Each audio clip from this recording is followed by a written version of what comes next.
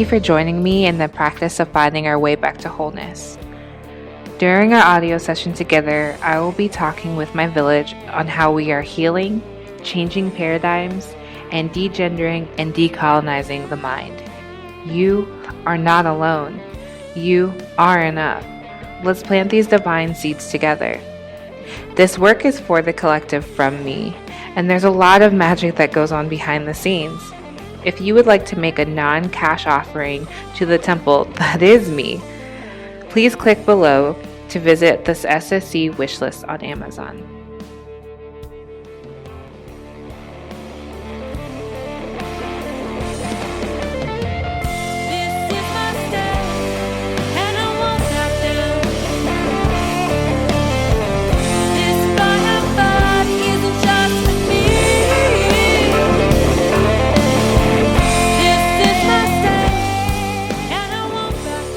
Thank you and big hugs to a dear friend of mine, Riley Ann of the CatCalls, for providing the SSC intro music and some other musical goodies on the show. Learn more about her and the CatCalls on the description below.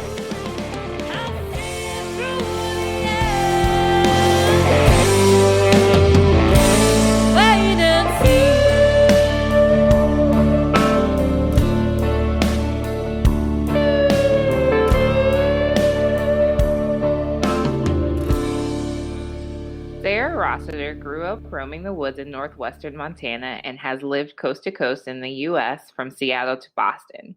Today, she's made her home and studio in Fort Collins, Colorado. A cross-pollinator with a lot of interest, Sarah has a non-linear career with a few plot twists. Currently, she's devoted to making art, primarily in clay, writing, healthcare design, the healing arts, and bringing death to life. An unexpected death doula calling that has courted her in recent years. As a fierce love catalyst, Sarah has a special interest in emergent entities and conscious, fully embodied, crafted leadership for personal, organizational, and systemic transformation.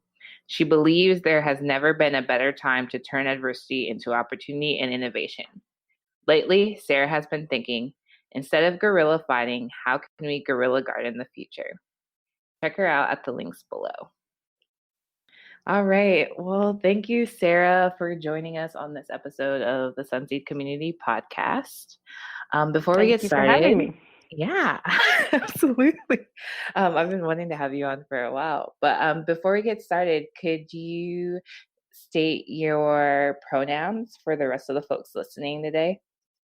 Yes, my pronouns are she, her, and hers. Awesome. And mine are they, them, theirs. All right. So the reason that we're even having this podcast is, well, it was really spurred by COVID. But I wanted to have something like this for quite some time, about talking about touch and platonic intimacy. And so in honor of that, for our check-in today, how are you feeling in your body? And what have been your current physical needs during this time of physical distancing? Right now I feel relaxed and happy, and also some sadness. As I notice some kind of pricking in my eyes as I start to say that. My uncle passed away over the weekend, and so there's just been a lot of kind of integration, and I think that so I think that's one of the things that I really noticed about this time is needing extra sleep and just extra time doing what on the outside looks like nothing, but on the inside is really a lot of integration and just kind of reflection and synthesis of the things that are happening. Mm-hmm. Yeah, your body, it kind of needs time to catch up with what's going on emotionally, it sounds like. Yes, and it just feels like there's been these, really high amplitude sine waves of experience and information overload, where you're grappling with the very mundane details of, like hygiene in your daily life.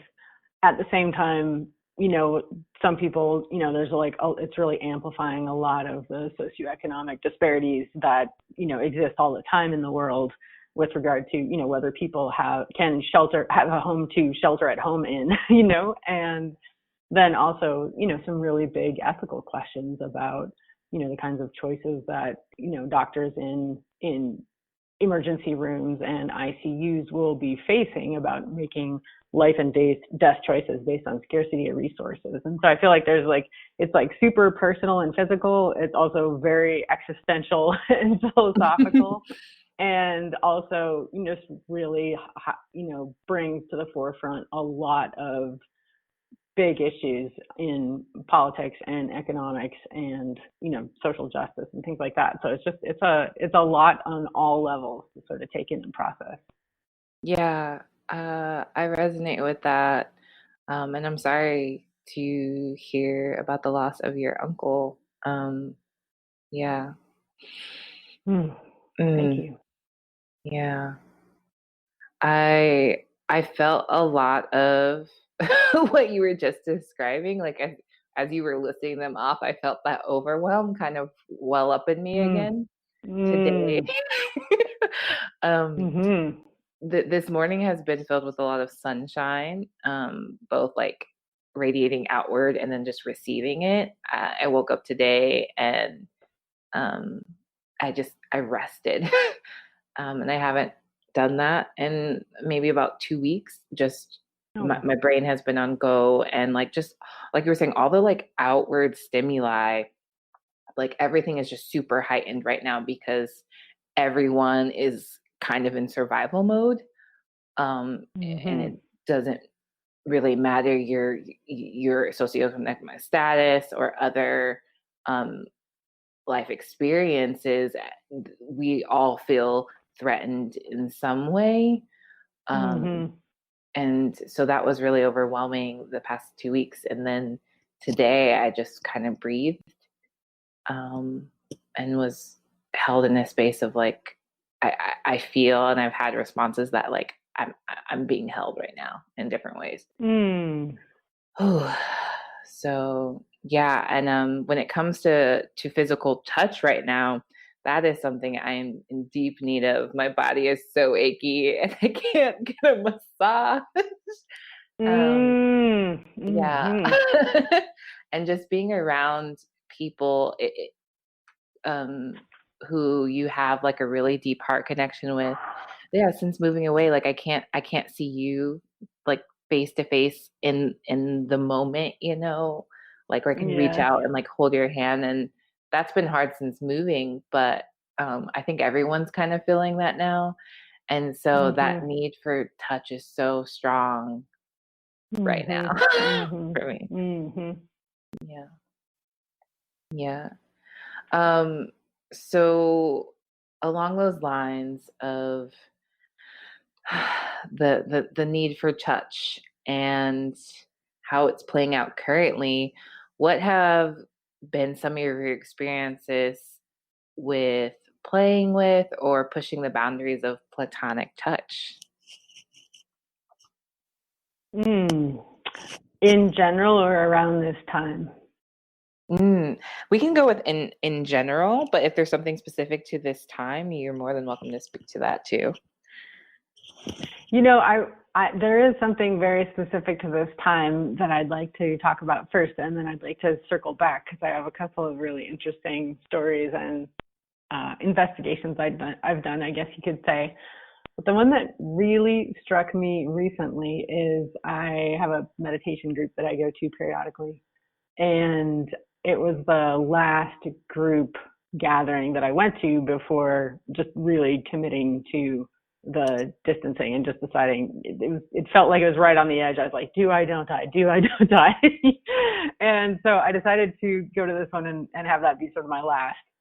And I really kind of checked in with my motivations, and I just had this sense there was something that I was supposed to learn there. And it was really interesting when I walked in the door, someone was feeling, I think, angry that some people had decided not to come because of a fear story, that it was because of fear, which it may have been, and that was the only motivation, and that the way to overcome that was through, in fact, gathering and touching and hugging. And so I was really, initially I just kind of set some boundaries around that, and I just said, I think it's okay if people are not, coming, and we're going to have to agree to disagree, I think, on what the motivations are and what the priorities right now.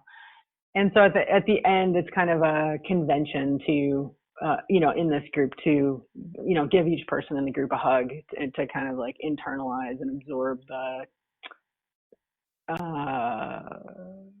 just kind of metabolize the calm and kind of unity that's come through that meditation experience. And I was really sitting there debating, because there were people who had come back who had, just taken a transcontinental flight from South Africa. And, there are people who are healthcare providers. There are people who have recently been ill. And I acquiesced to hugging when I didn't want to. And it seemed super urgent to one of the people there, and in both his kind of word and deed, which is really interesting, because he's someone who in his day-to-day has a house way outside of town, and I would say social and physical distancing is his norm in daily life. And so I was really curious about that, and I got thinking, we're faced right now with essentially a scarcity of the contacts that we typically have in our day-to-day, whether that's work or whether that's social or whether that's familia and friendships.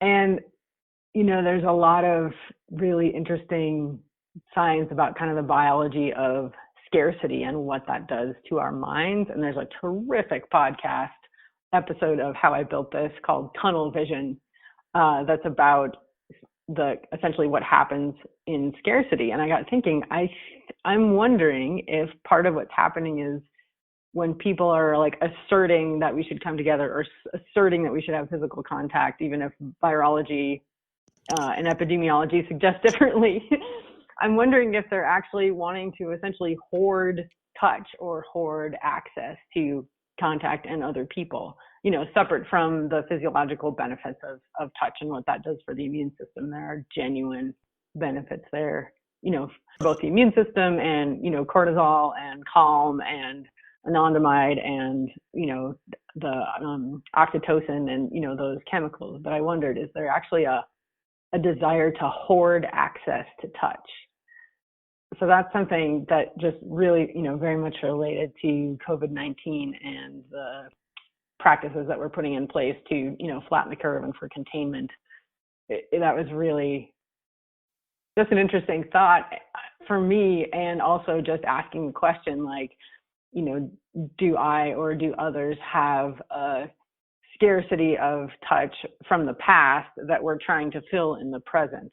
And which you can never do that for the past, so you can only do it in the present.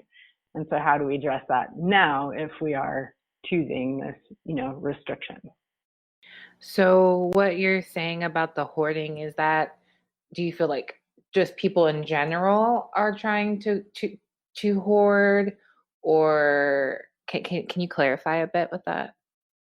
Yes, I was just asking myself the question, if part of the desire was to hug not just as like a point of like human connection and sort of communion through that physical contact, but if part of it was a desire to sort of make a declaration about the value of touch and how important it is, and to claim some in the moment because we might not have access to it. Like, is there a sense that because we don't know when we'll have it again, it becomes so much more important? It's like sometimes when you don't have something, and that's actually, I don't have the details of those processes in the brain, but the gist of it is, if you don't have something, whether that's food or money or shelter or connection, there's a tendency to like really focus on that thing and kind of use our hunting instincts. I don't have it, I want it, I need it, I get it, and so I think there's an urge to go into that like very focused kind of hunting down the thing you need, and fixation on its absence, which creates a really interesting sort of closeness. And whereas there are maybe other expansive ways of thinking that might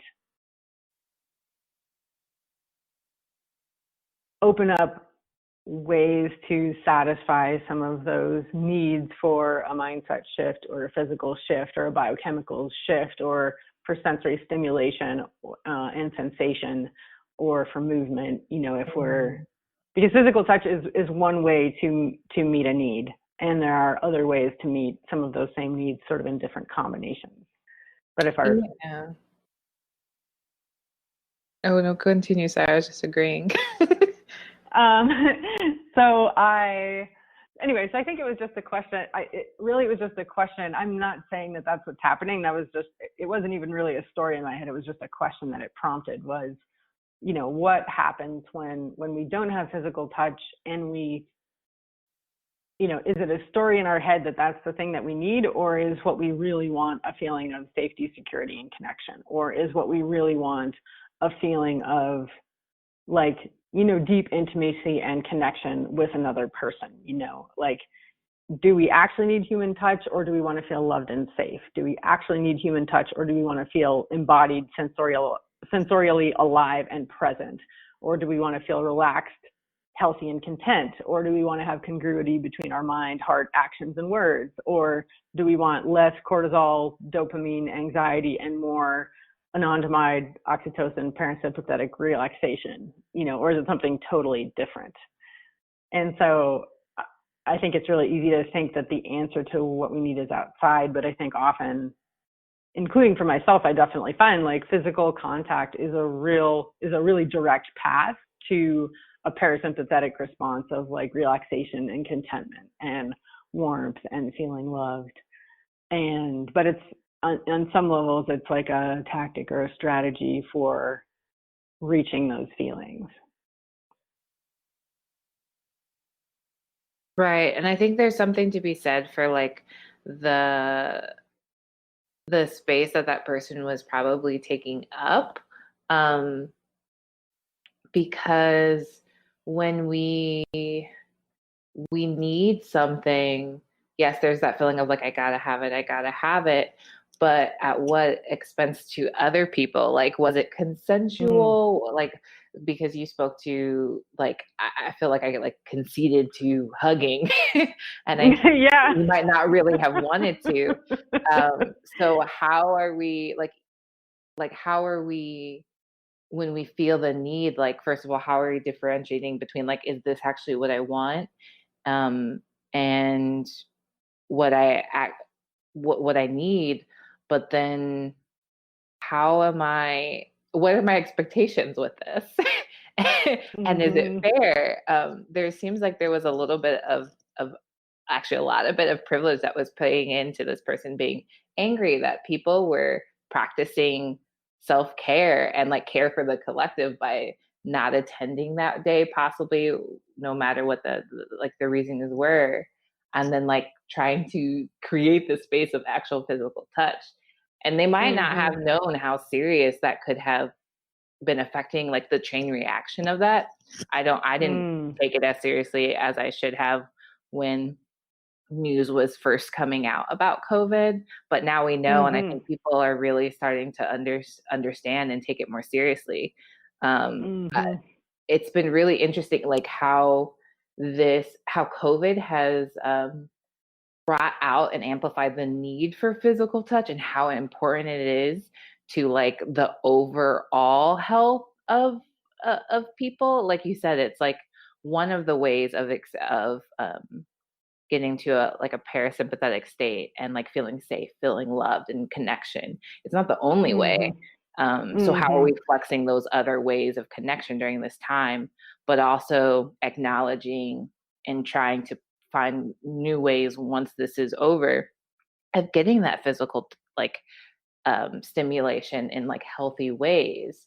But it's also brought out the fact of boundaries and how have you ever seen the like memes or videos of men in public spaces who kind of take up the seats or other areas, like how they lay, and Yes. like it reminds me of that, and how we now are like more aware, and it's more acceptable to say, hey, you're too close to me right now. Whereas before it might have seemed like you might have apologized for that, but now it's like, oh no, like COVID, like you're too close. So how do we bring that into not normal, but everyday life after this, of like you realizing how your body is playing with other bodies and reading the room. I think that comes with privilege too. You kind of have this like a tunnel vision as well of like what's going on around you, and it's more me centered. And people who don't who weren't trained to think like that in that way, or had to learn how to work around other people in order to survive and just live, they're always constantly reading the room and noticing how other people are reacting to their positioning in spaces. So I think that plays into with that experience of yours with this particular individual. Yes, I think that was really beautifully put. Thanks. Yes, I think that's true. And as you were describing that, I really thought about like what an interesting meditation to have such a reset on touch. You know?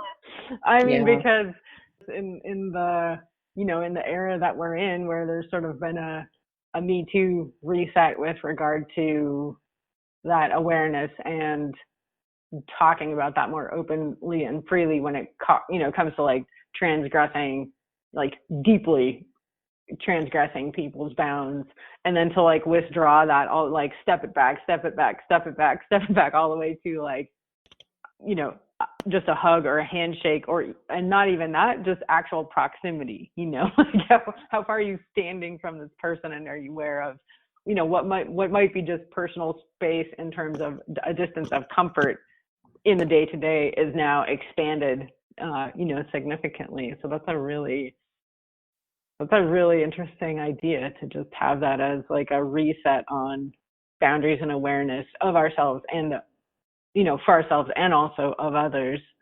And I think also, and I don't know, I guess I don't know if I would characterize what he was expressing or going through, I guess, as privilege necessarily, but I might call it a myopia, in terms of not having an awareness of what was happening around him.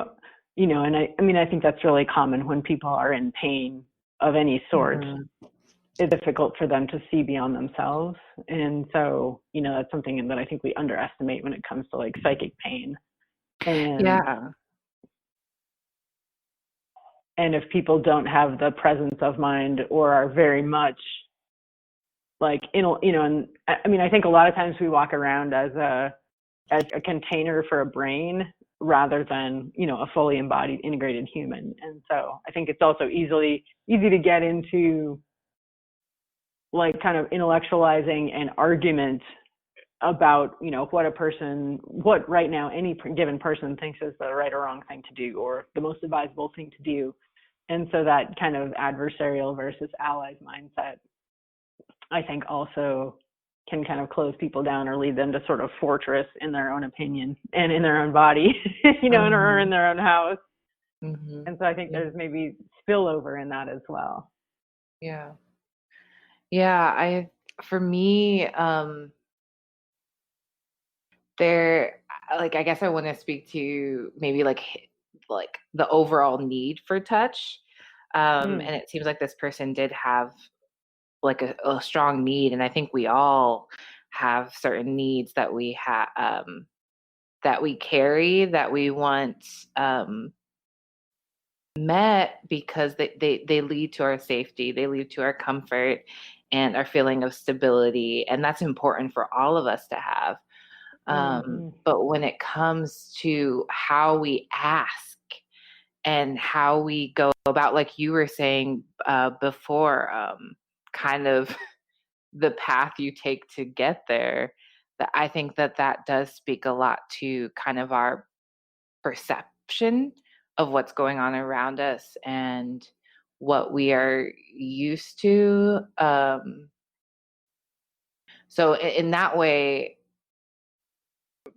privileges kind of help, not help us, but they they they blind us to other things kind of going on just because we don't understand that perspective.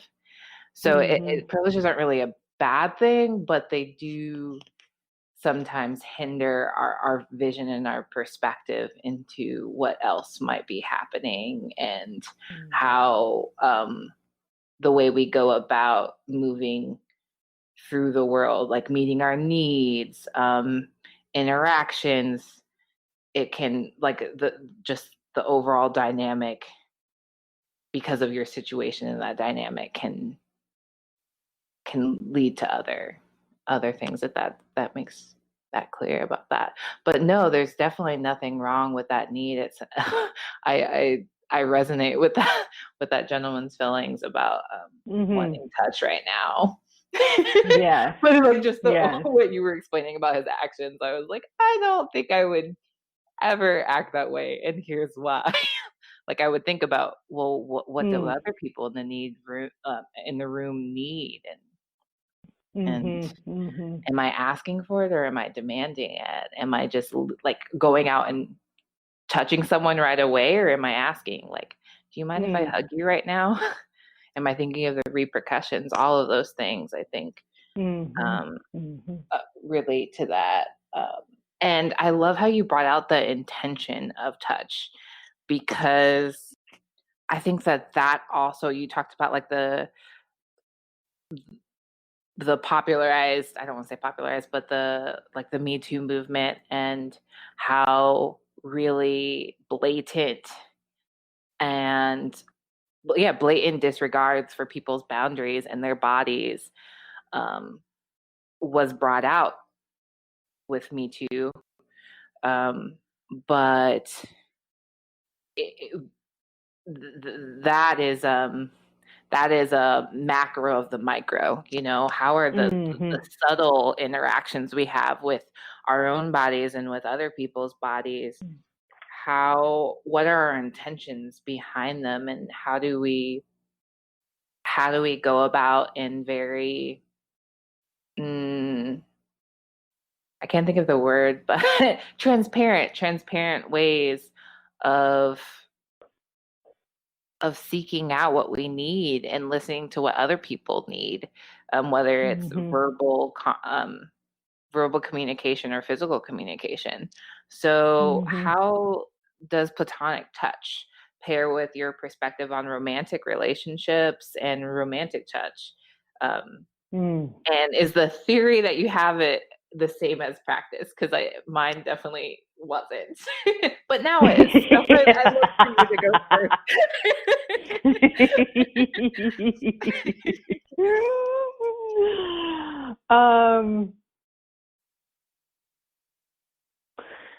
That's a great question, and I think that what you were sort of describing about I thought that was really interesting, the way you framed that as sort of, I agree that the macro is reflects the micro and vice versa, but I think it's really interesting the way you framed it as an extreme of this behavior reflects subtleties in this behavior, and so that's a really interesting way to think about macro and micro. I think with regard, one of the things that I think about a lot is, I'm a very physical person. I'm very physically expressive. I wave my hands a lot. I am very exuberant. I love to hug people. I have an innate love of people, I think. And in some respects, although my recharging is introverted, I act in a lot of extroverted ways. And so I think when it comes to that idea of like permissions and boundaries. I definitely know that my just exuberance and excitement about seeing people, I think that I have definitely transgressed some people's boundaries who like to keep more physical space. So I'm not suggesting that this is only other people who do that. I know that I definitely do, and I'm trying to become more aware of that and not letting my enthusiasms overflow at someone else's expense. When it comes to romantic relationships and and sort of platonic affection, I think I have a lot of congruity in my expressiveness of physical affection inside and outside, I think. However, I also think that I think collectively, there's a lot of confusion about the nature of attractions. And I think when it comes to distinguishing platonic and romantic touch, I think there's like a really strong parallel with creative, like learning to distinguish between creative and reproductive attraction, which are two very different things, but falling under the umbrella of generative, I would say, and having lots of overlap of physical sensations that might go with those things. And so I have a story, which may or may not be true, or a hypothesis that may or may not be true, that if we were more discerning about distinguishing between creative attraction and reproductive attraction, we would feel more freedom to have platonic touch outside of romantic relationships. But I think we have a really long history in patriarchal culture, but especially religious culture, I would say, of kind of demonizing the body or mortifying the body, or thinking that it's fundamentally the agent of sin, or thinking that that all of the things, like lots of the things that would fall in the like that would be sort of in the bucket or fall under the umbrella of platonic touch could also fall under the umbrella of foreplay in a different situation with a different person or with that person, And so I think because of how binary we have historically been, not only with regard to gender, but I would say binary with regard to like sexual contact, and touch touch has largely been put in the bucket of either nurturing or sexuality. And there's a whole spectrum of experience of just interacting as humans as though we were in a wolf pack, or as though we were in a gaggle of geese, or that we don't speak about with clarity because we don't have clarity ourselves, or because it's not always easy to open a conversation about that without having it seem like a much bigger conversation than it needs to be. So I really, I think for people whose fear default is fight, it's a lot easier to get a clear read on their boundaries, hopes, and wishes, because chances are they'll tell you. For people whose fear default is flight or freeze, it's a lot harder to understand what silence and inaction mean. And so I think when it comes to, initiating conversations about that, there's just a lot of fear. And whether it's in a romantic relationship versus platonic, or whether it's in a work relationship where we have a story that sexuality isn't part of the workplace, but if people are confusing creativity, creative attraction with reproductive attraction, I think that happens a lot in work settings. And so, and then we're in this tangled knot of confusing romantic relationships with platonic relationships. So that was kind of long and covered a lot of topics, but that's what I'm thinking about. So I think I do think there is a discrepancy for myself and for others between theory and practice. And I would love to expand, and I've done some things to consciously expand the role and my comfort with different types of platonic touch outside of romantic relationships, for sure. Mm-hmm. Yeah, I relate to that too because when I first started exploring my connection with touch, like intentionally, I was a relationship anarchist. And one of the things that I Mm. really wanted to Mm. answer, yeah, I am now monogamous um, for practicing monogamy. But one of the things that I wanted to answer was how do I discern platonic touch from sexual touch? Because Mm. before um, I had created stories in my head around a lot of touch being sexual. Like you were saying, like you can do things in platonic touch that those same actions you can also do in foreplay or like sexually related touch, but they Mhm. don't, it's the same tool but used in different scenarios. So for Mhm. me it was my body and where I was at with my like healing. I couldn't differentiate the two, and I knew this about myself.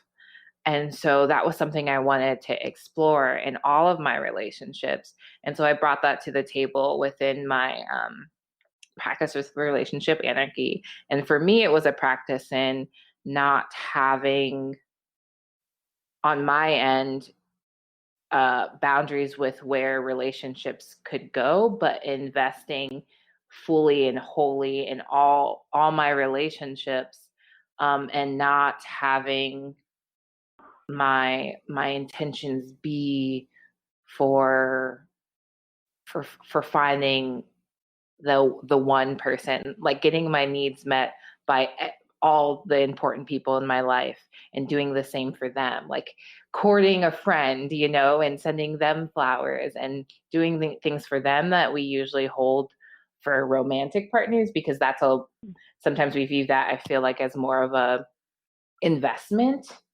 and Mm. think more long term with that relationship than we do our friendships. And so I really Mhm. wanted to change that paradigm in my head. And the theory was Mhm. beautiful, and I still carry that theory in certain ways. The practice was actually very hard. It was extremely hard because as much as I tried to practice, I tried to read their physical and verbal communication with me. Um, if not everyone is practicing that same type of or living in that same reality, it complicates Mm. relationships. And then things get sticky between Yes. you and your friend and their partner or partners. And then it was just so, because our healing processes were different, our language was completely different. And so there was just Mm. so much disjointedness that it couldn't hold. Mm. Um, Mm. but the theory is something I carry with me into to relationships in general still, but I just have now I have a clear boundary about what type of touch I am letting in and what type of yeah, wholeness I'm bringing to each relationship, and do have, I don't want to say a reservoir, but have particular actions that I will only be doing with one romantic partner. Mhm. If that clarifies that. So yeah, and um one thing that really inspires me is Tina from Bob's Burgers, and I told you about this. I'm a big Bob's Yes. Burgers fan, and Tina does erotic friend fiction, which she's like 16 years old, maybe younger, a little bit younger, and she's very open about her sexuality, and I think it's wonderful that she can do that, and she has a family who like supports her, but are like also like sometimes no. They have boundaries too. But the way in which she looks at people, I feel like she has an affinity in different ways for all of her friends and her family, and that love is just something that I try to recreate. I think I once told a friend, I was like, I have crushes on all my friends. And I don't mean that in a creepy way. And it's in a way of like, we love our friends for certain reasons, like you look for a romantic partner, you want them to have certain personality traits, and you find those in your friends too, and you love them, and you're like, yes, this is so attractive, I am attracted to Mm. this. It just might not be romantic. So yeah, going back to the like romantic, platonic, like differentiating the two. And there is fear there around exploring that because we don't want to. Uh, I think it has to do with repression, a lot of Mhm. repression, and the Mhm. fear of overstepping our boundaries. But I don't think that is the biggest one. I think the biggest fear is the unknown, Mm. because there's ways of exploring it without overstepping boundaries if we communicate and listen and come in wholly. Um, Mhm. so yeah, that's to think about. You use the example of courting a friend by giving them flowers, and I've been the very delighted recipient of that. um, but I'm really interested if there's an example that you could share about when you were, exploring those boundaries and finding your way from relationship anarchy to a new place. Are there examples, an example you could share on the physical side of where you were just like, I had a platonic intention and that was misinterpreted? mm. Oh, I can't think of anything off the top of my hand of like a platonic intention where it was misinterpreted by the other person. Hmm. I can think of certain ways in which platonic intention was misinterpreted by me. Um, Mm. and Mm. and that I notice, like when people reach out to take my hand, my initial reaction is like, ooh, what do they want from me? Like it's like a what do you want from me kind of feeling. And that stems from like traumatic memories. But I know in my core that what they're trying to communicate is I love you. And so it takes me maybe a Mm. couple seconds to match my physical, like, you know, like that lizard brain or whatever they call it, the limbic system brain with the rest of me that's like, you're safe. So Mm. that Mm. that's something there. But I mean, an example of the development of platonic intimacy would be with a dear friend of mine who, when we were both going through some really tough times, um, that's when we actually had met, was in the storm of a few things. And we took it slowly in introducing just holding each other, like hugging each other Mm. in bed, and being able to rest my head on their chest brought me back to that feeling with my mom. Mm. And it took me a while to sink into knowing that this wasn't romantic, even though it was in a bed, even though it was with another person.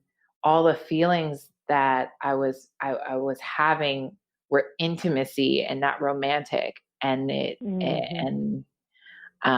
And we could even get into like how that becomes uncomfortable after a certain age within family systems, which I think is another part Mhm. of that fear Mhm. and shame that Mhm. we have. Um, but yeah, just being able to develop that type of intimacy with a friend, um, and especially a new friend, I really hold dear because it lets me Mhm. know it's possible and it doesn't Mhm. have to go to poop. Like, Mhm. yeah. Did that answer your question? Yes, it does. That was a great example. Yeah. Yeah. Yes, I think there's a lot of fear not only around the acts of platonic touch, but also around having a conversation about it, and the fear that, like what will we do if we have different hopes for what happens next? What will we do if we find out that one of us has romantic attraction and the other one doesn't? Like how is there, I think, and something that could be a smaller topic to tackle and discuss, grows in secrecy to be something much bigger, where that gap between the hopes or expectations of two people gets to be greater and greater. But it's hard to, I've found sometimes it's hard to want to address that directly because of not having because of attachment to an outcome, and that outcome being that somehow the relationship be sustained in a positive way, and rather than, oh, we have different ideas about that and we may or may not resolve them. Mm-hmm. Yeah. And there's something, I love Esther Perel, and there is something that's tantalizing about the gap, like that's where, desire happens when there's a gap between the wanting and the having, mm-hmm. and so, but at the same time, it's, I think maybe, I don't know, I wonder if just having clarity around like which biochemical pathway a person's interested in pursuing might help. Like I wonder if it's like, Can you ask it like that? Like, which biochemical pathway are we pursuing here? I know, right? Do you want the dopamine rush, or do you want just the cozy anandamide? I'll have to try that.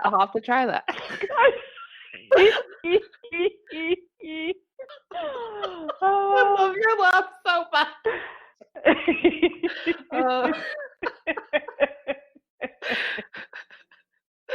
Oh my God. Oh. Yeah.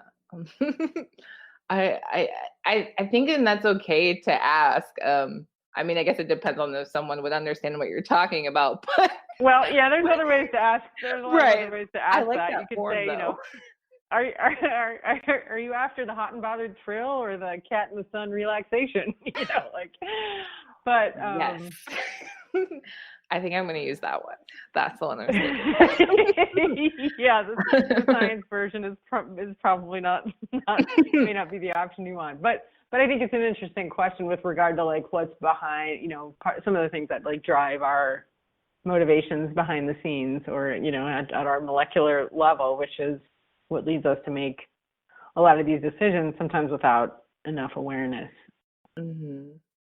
Yeah, I for me, every interaction with someone is like an agreement, especially when it comes to people I'm more intimate with. So I try to lean in a little bit more, and I don't always do this, but if I sense that there's kind of this like fork in the road coming, for me, it's constant communication. Like, hey, I don't want to say I hate, but I don't think that where are we going with this speaks enough to the event. Like I like to have more language around it because it doesn't quite cover it for me. But yeah, having those check-ins. And can you give me an example of one that you've used that's brought some clarity and ease to a relationship that you've had?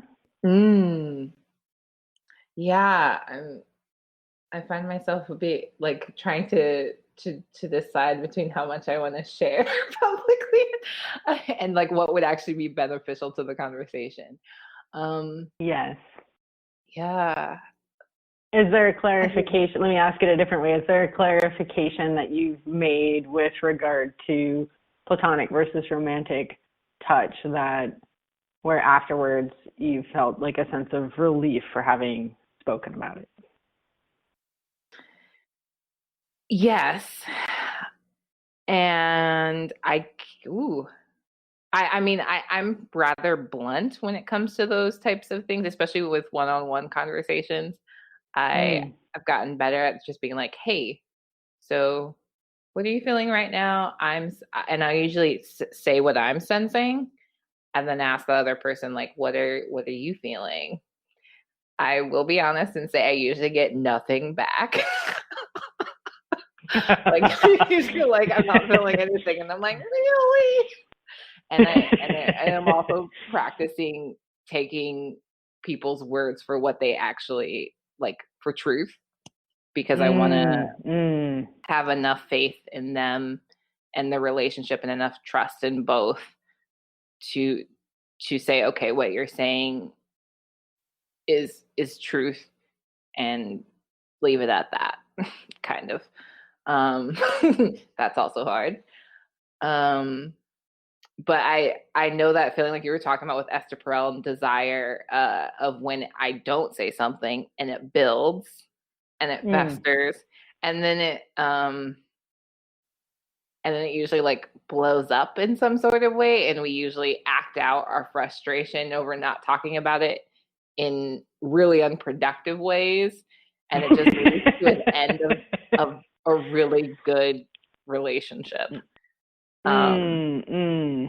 So I found that seeking the truth for me has been far more clarifying and gives me peace of mind of how much I'm giving to the relationship, rather than like not saying anything at all, because that really eats at me. And I feel like the end result is something far, like, it's so off topic of what the actual issue is that there's no peace of mind with it. So even if the relationship does end because we've spoken our truths and we just realize that it just doesn't resonate with each other and it has to end, at least we have clarity and closure, rather than just anger and hurt over something that it wasn't even really about. So it sounds like you're really refining your, like, how you communicate to take 100% responsibility for your thoughts, feelings, actions, and also to allow others their own 100% responsibility for their own. Yeah, absolutely. And you talked about the 100% kind of idea. Can you just real quick explain that? Yes. Yes. Actually, well, part of that language comes from crafted leadership and the Lead by Design program that I have done twice. And one of the things that they do, it's a leadership training that is really, I think, about sort of embodied, transparent, candid, kind of fully expressed leadership and turning emotional intelligence into the superpower I always kind of hoped it would be. But one of the things that they do as part of that training, or part of their offerings, is they call it a responsibility reset. And the idea is that often people take more, like, if the idea is that each person has 100% responsibility for their own thoughts, feelings, and actions, but not for that of others. And that goes for the other person. And so the idea is, if there's 200% to be shared, then an ideal is each person taking full responsibility, no more, no less. And so, so what I really loved about what you said was, I'm really learning to take other people, at their word. And if they say this is what they're thinking and feeling, to take them at their word. And what I heard that might be unspoken is, if there's an incongruity between their thoughts, words, feelings, and actions, and I'm taking them at their word, then it is, it's their responsibility to resolve that incongruity within themselves. Yes. Just as it's, yours to, within yourself, and mine within myself. Yeah. And it's, I find myself often not speaking up because I'm caretaking other people, meaning I'm anticipating what their thoughts might be or what their needs might be. And I sort of skip over what they'd actually say and try to just simply provide for those needs, or, maybe I'm afraid of their reaction and so, I think that's one reason that I and others sometimes don't speak up, is because we're caretaking the other person and wanting to protect either them or ourselves from whatever their emotional reaction or response might be. And I think that happens a lot with regard to, platonic touch. Like, I'm thinking about a particular interaction where I know that someone is not generally a hugger, although she makes exceptions. And I let my exuberance override that. And I essentially said, I acknowledged it. I said, I know you're not much of a hugger and I would really like to give you a hug. And then I did, rather than pausing. And also, but I also am acknowledging in this moment and then that, she also has a responsibility to speak up or to offer alternatives to that physical touch that she might be open to or might even welcome. And so I think it's not only the responsibility of the person initiating touch, it's also the responsibility of the other. But, especially when people have, traumatic experiences in their backgrounds, especially speaking up is, if they have a freeze or flight urge, speaking up is not, always natural and can be really difficult to overcome. So, how can we invite that? Right. And also be our true selves, Right. And then, it does go back to asking and reading the room, because it's up to all of us to give our 100%. However, I'm not saying that is in support of any of the arguments. And I know that you're saying this too. Actually, I shouldn't speak for you, but I know we're not justifying any of the gross disrespects of people's bodies. No, by people. I want to make that clear. But there is this, there is that 100% of what are we bringing to the situation. And if you don't feel safe enough to bring, your 100, what does that also speak to too? Because I think that's kind of that for me, when I don't feel safe enough to speak my truth and be in my truth and living it in the moment. Why am I feeling that? And do I need to be here? Do I have a way out? That's also important, because some people don't have a way out in the moment. But I also like how you talked about that need to kind of facilitate or be there for someone else in their kind of process. And for me, it's about when I find myself doing that, it's about my discomfort with being in the uncomfortableness of not holding everyone and only holding myself. Because when I'm working on helping someone else, I can negate and push aside my feelings, my emotions, my needs, and only focus on that person. That's my caretaker. That's my fawning coming out. Yeah. And but then it puts less of the blame, I think it does, when things fall apart on me. And that's the idea that I have in my head. And thank you for introducing me to that saying. But I say, well, it's kind of a route to resentfulness, I did this, and this for you, and you gave me nothing in return. But they might not have even asked me to do this, and this for them. And I gave it freely. And because they were in a certain kind of state, I can't speak for the other people, but they took it, when we need something, we need it. And if someone's going to offer it, it's okay, depending on who you are. And so it allowed me to kind of feed and perpetuate the savior and the fixer pattern within myself. So by kind of distinguishing, okay, what's yours to carry and what's mine to carry, and how do I give 100 are you giving 100? It takes me out of that pattern, and allows me to see things a bit more. And that's kind of where that came into play. It sounds like taking that perspective has helped reduce relational burnout. Yes. Yeah.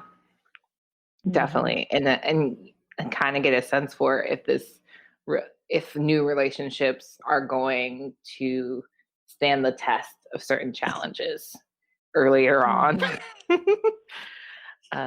Yeah. So, oh my gosh, we could, like you were saying, we could talk for hours about this, but I want to, we'll just have to do a part 2. Okay. Sounds good. I'm in. But like looking toward the future, what do you imagine touch will look like after COVID-19?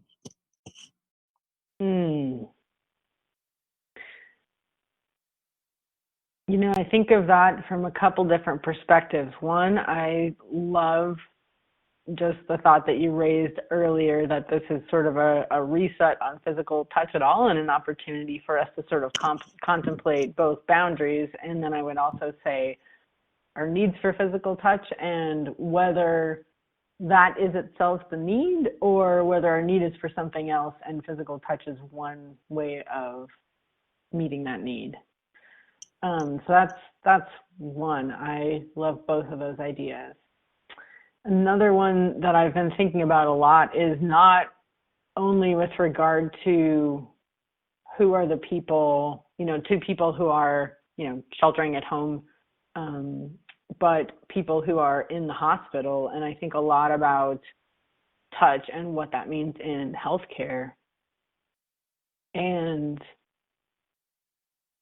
one of the things that I've been afraid of is that people will, be dying in the hospital and their loved ones will not be able to be with them physically or touch them.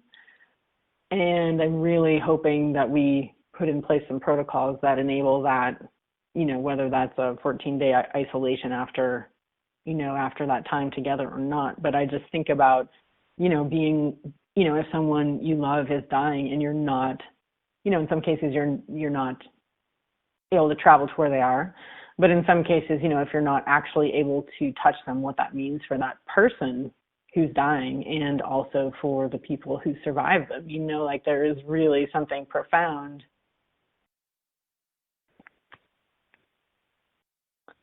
Sorry, I'm just feeling a lot of sadness.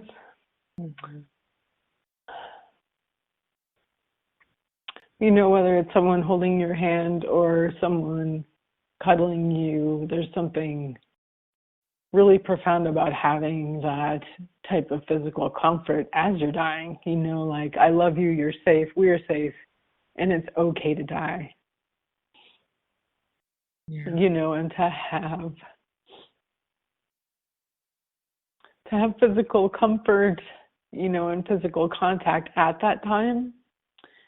And I don't mean just, like formalized practices like healing touch, but I mean things like nurses in the ICU or the hospital letting you know if and when it's safe to cuddle someone in a hospital bed.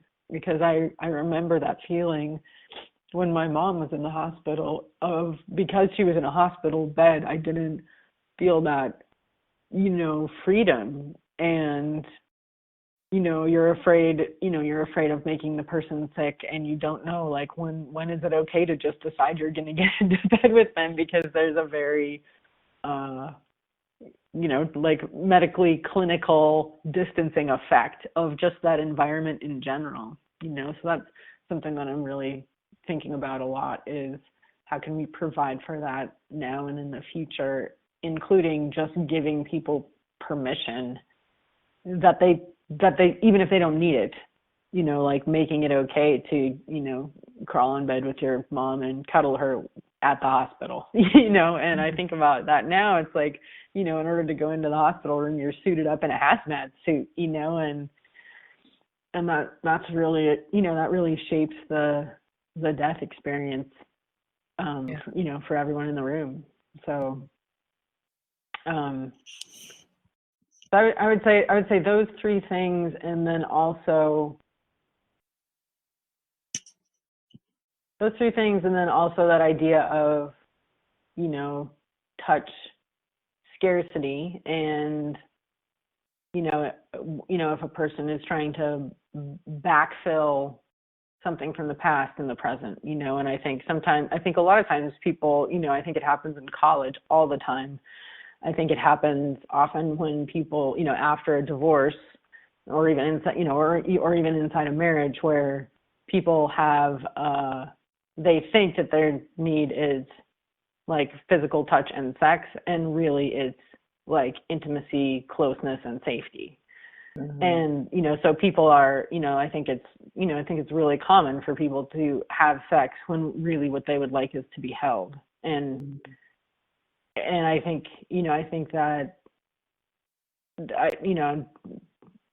that happens for people, anywhere on the gender spectrum, in any role.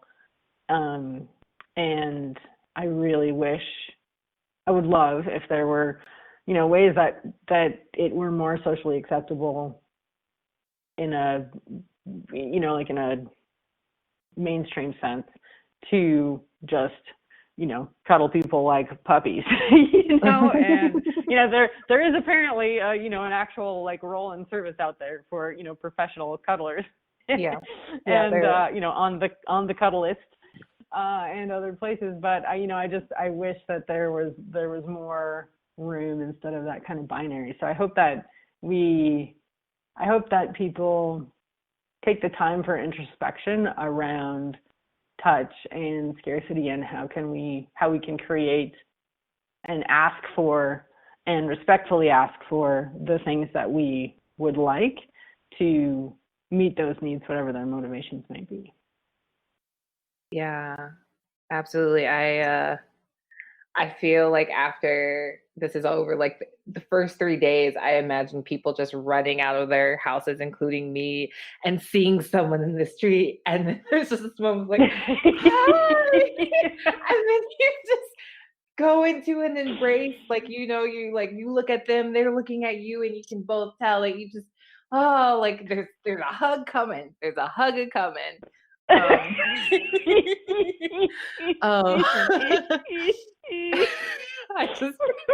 I look forward to that day.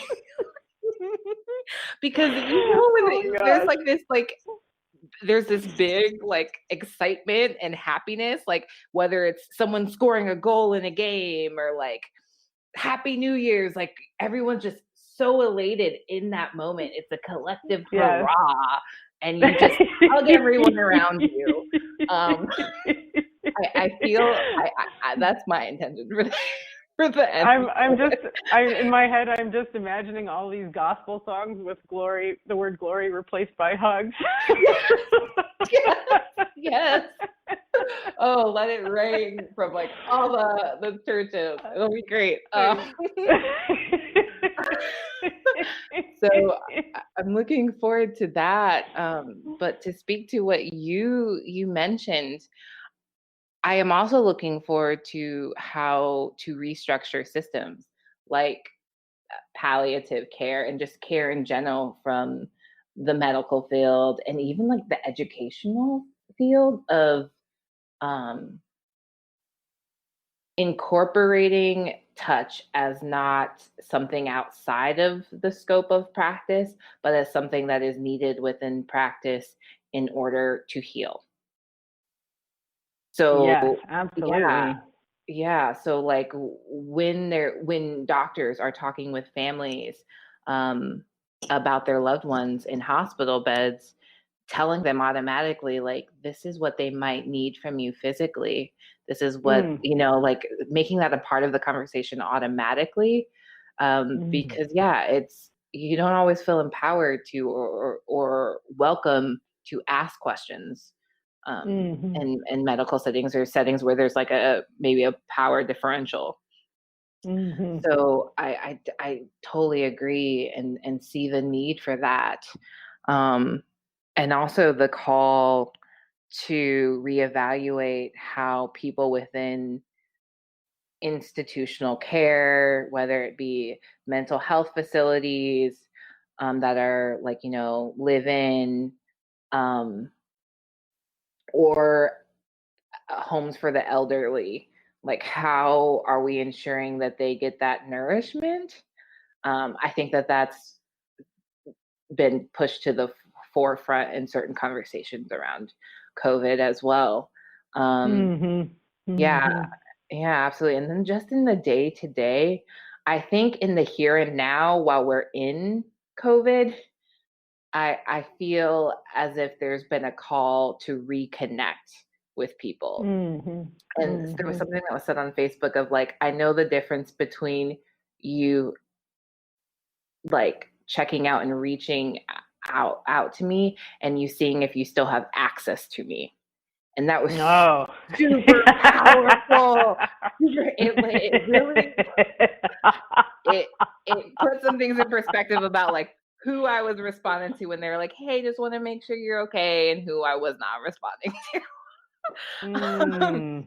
um, but that feeling of how are we caring for our relationships when there is not a pandemic happening, when there is not just this mass need to make sure the ones around us are okay. Because like how Mm-hmm. am I, what is the maintenance on my relationships and what's the investment in my relationships? Um, and I feel like there's been kind of that perspective in a lot of the people I've been talking to.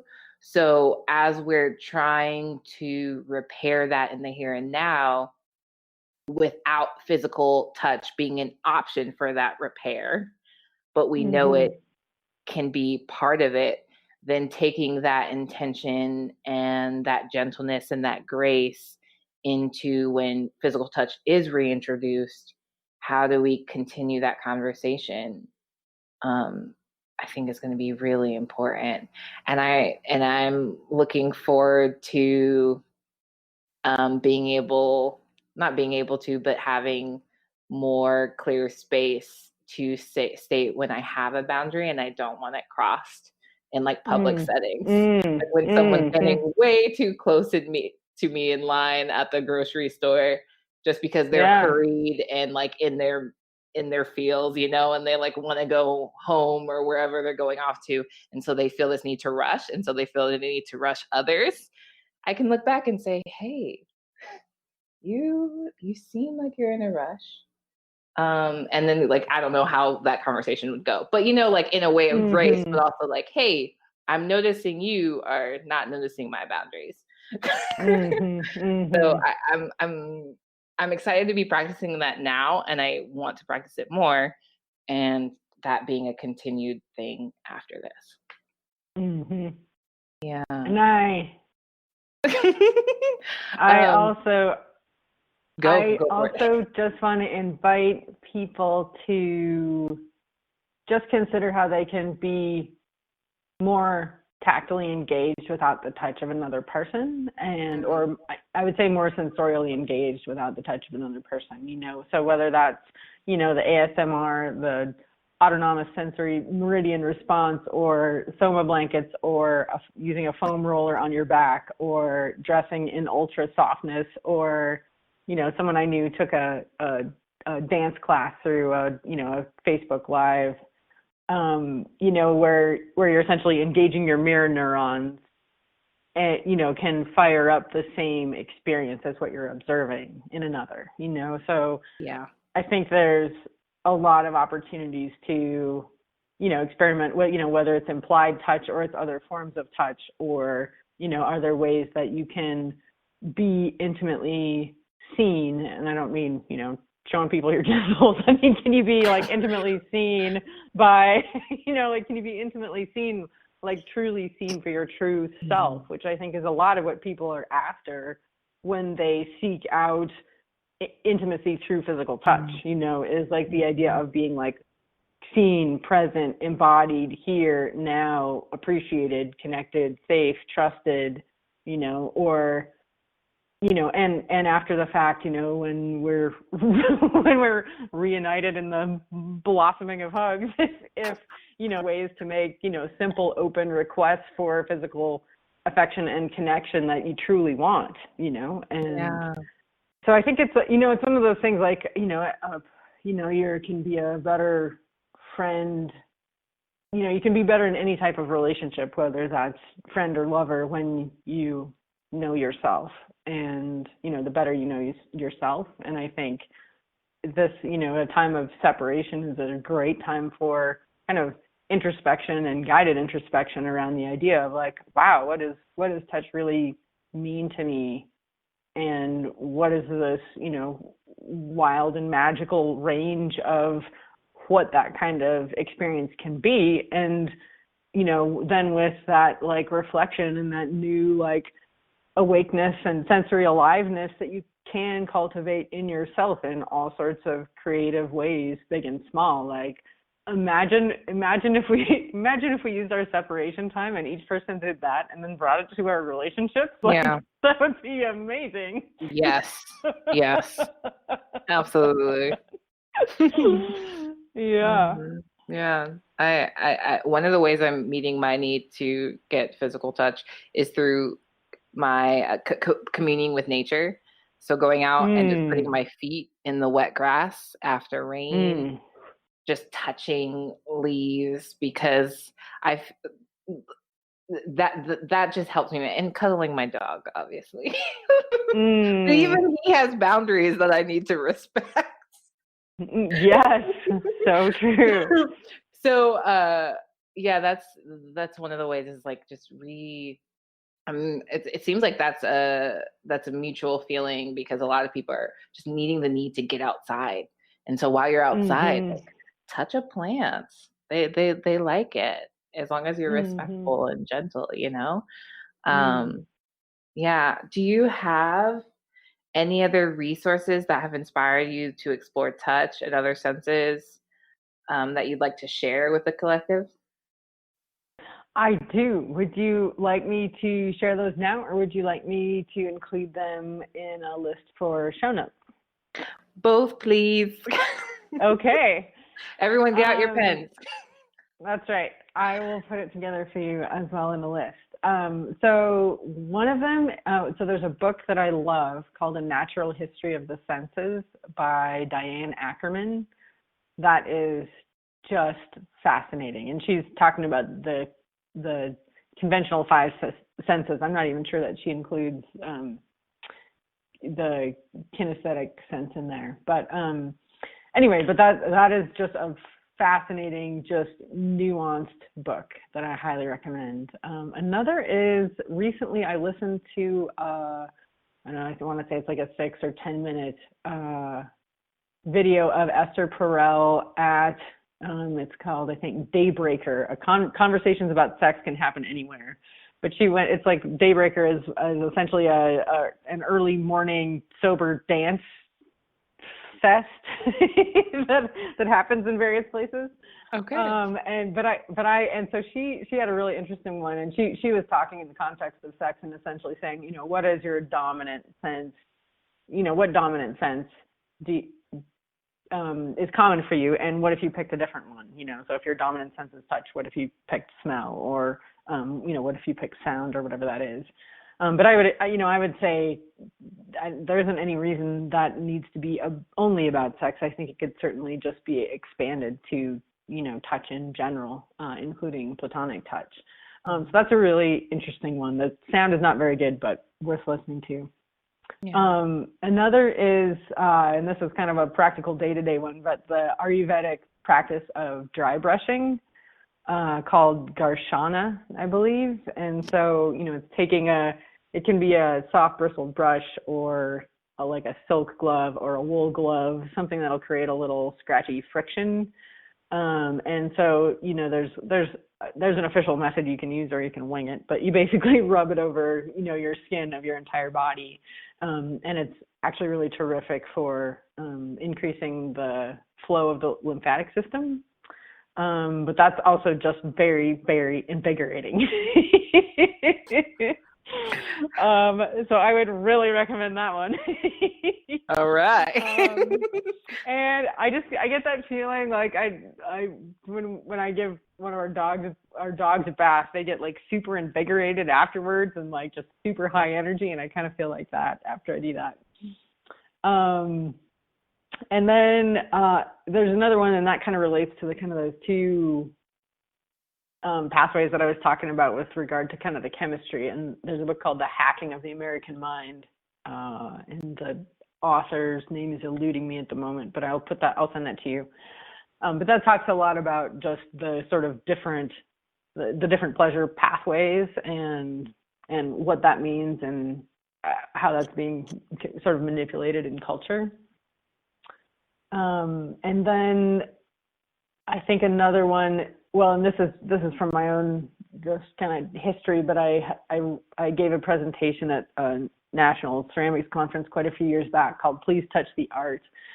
And the general premise is just that engaging with art is fundamentally an opportunity to learn and an opportunity for sort of guided introspection. And this idea that, the more multisensory we can make that experience, the more rich it will be, the more memorable it will be. And so if that's what our hope is as an artist, is to connect with people and be remembered and have an influence on their perspective moving forward, then making that as multisensory as possible is one really powerful way to do that. And so I definitely incorporate that into my art practice as a maker. And one of the things that I discovered in learning that, discovered in researching that, was there's some thought that one of the ways that memory is stored in parts of the body that are not the central nervous system is through these microtubules that essentially provide part of the scaffolding inside of individual cells. And so, in the same way that the idea is that there's, can't remember what the base module is, it might be tubulin, but it can be essentially, or it's like a little brick, and it can be stacked in one direction or in the other direction. And so there is essentially a code embedded in how the stacking of the root units or the base units of these microtubules is created. And so I have not looked into that in the intervening years, but I think that's a really interesting idea with regard to like tactile experience, sensory experience, touch, and sort of the creation of memories within the body. So that's my that's my short list to yeah, we got some goodies. I can't wait to look into all these. And we did a little bit of touching of art ourselves at a fashion/art exhibit in Fort Collins. Yes. So that yeah, it totally speaks to what you were talking about. So thank you. I always appreciate our conversations and just your way with words and your laugh. That always brings me joy. So thank you for joining me today. You're welcome. I hope we can do this again. I would be genuinely delighted.